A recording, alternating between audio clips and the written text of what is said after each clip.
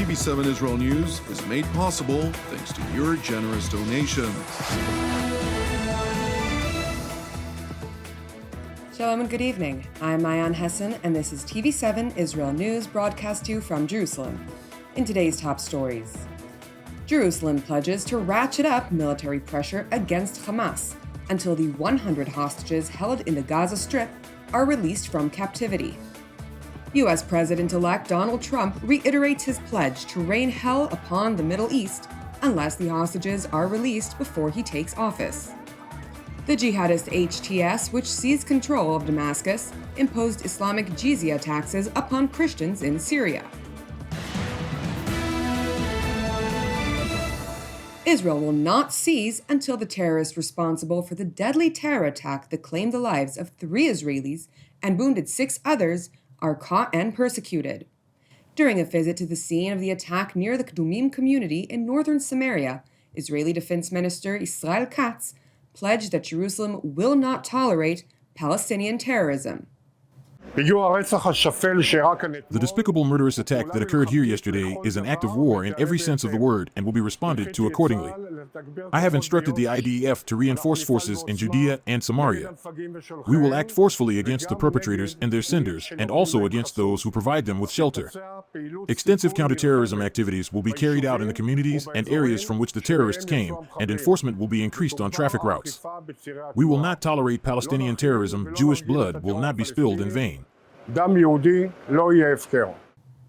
IDF ISA and Border Police special operators conducted extensive counter-terrorism activity over the course of the past 24 hours, during the course of which 3 terror operatives were said to have been eliminated, while 17 suspected terror operatives were apprehended for questioning. Turning to the Gaza Strip, where the IDF's Kfir Brigade, alongside Elite Shimshon Company, concluded a brigade-size mission in the cities of Bet Lahia and Beit Hanun in the northern Gaza Strip. KFIR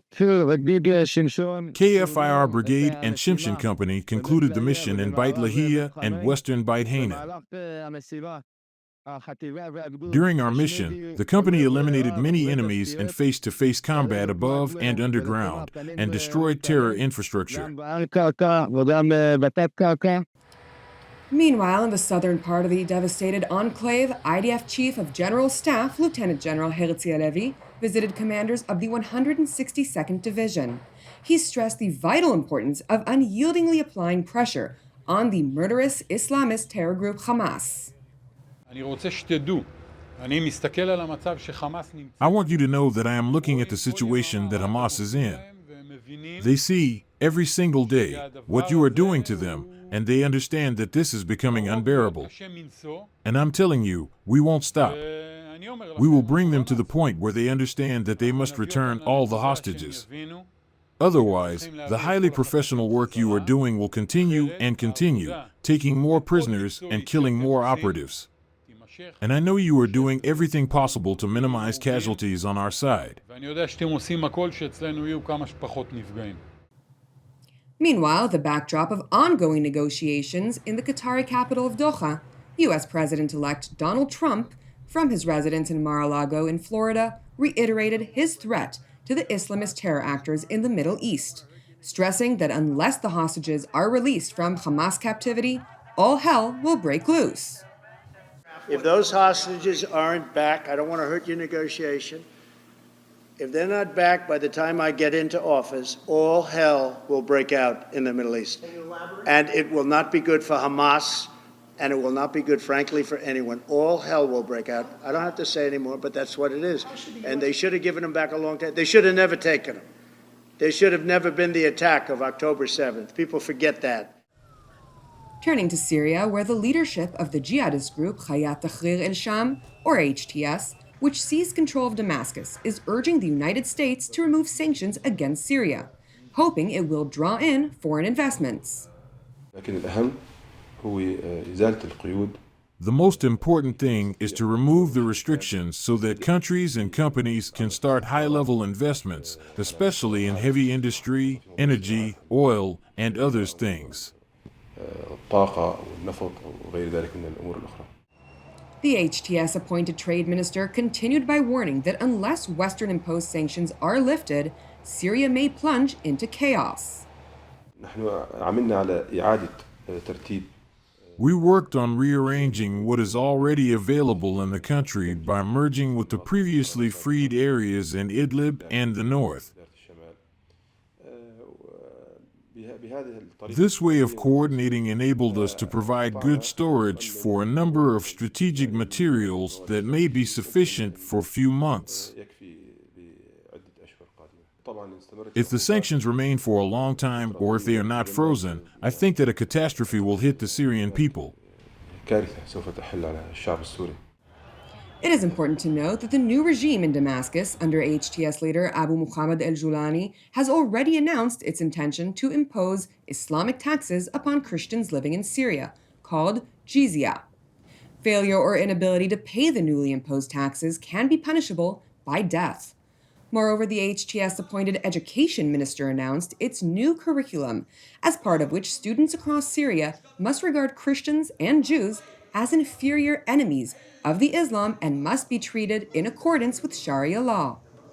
The extremist legislation adopted by Syria's new regime threatens to derail the formation of relations with the EU, as Germany announced that Europe will not support Syria's reconstruction if Damascus adopts Islamic structures.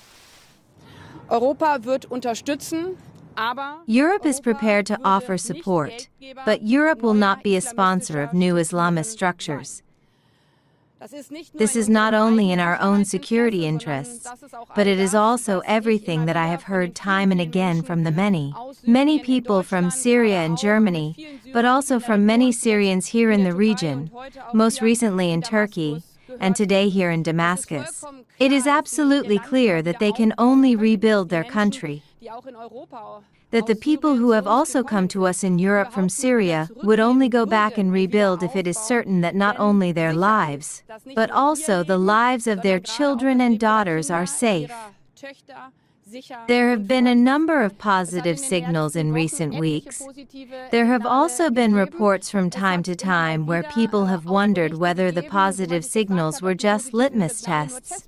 But that's exactly why I came here today, to see firsthand, so to speak, and to speak with various stakeholders, not only with the government, but also with various stakeholders from society, to talk together about whether such a political, inclusive process is possible, whether compliance with human rights can really be guaranteed.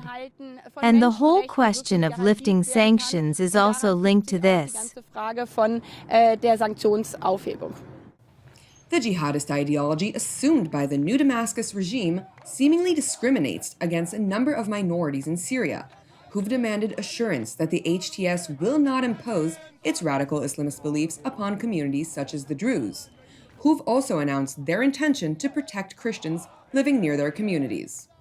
And while Western countries have warned Damascus that the minorities in Syria must be protected, Turkish President Recep Tayyip Erdogan warned that Ankara, which supports the HTS regime in Damascus, will not accept the intervention of any foreign actors in Syria. We see that the new Syrian administration is trying to build a Syria based on the territorial integrity and unity of the country, and that it is determined to do so. Our sincere desire, expectation, and policy are in this direction. We will not consent to the disintegration of Syria or the disruption of its unitary structure under any guise. If we see a risk in this regard, we will take the necessary steps quickly. The only fate awaiting those who choose terrorism and violence is to be buried in the ground with their weapons. I am saying this openly. No power can prevent this. Turkey has shown many times how it has an uncompromising will to protect its survival and security. If things get to that point, we may come again suddenly one night. It is important to highlight that while Turkey stresses its determination to dictate Syria's future, it does not have the financial capacity to reconstruct the heavily battered country. Therefore, senior Western officials have told TV7 that Ankara is expected to seek compromise with the West to consolidate its influence over Syria. Thank you for watching TV7 Israel News. As ever, we would like to encourage you to pray for the peace of Jerusalem. Moreover, since TV7 is exclusively donation-based, we'd also like to encourage you to support our productions, as we continue to produce content that truly matters. I'm Mayan Hessen, wishing you an Erev Tov from Jerusalem.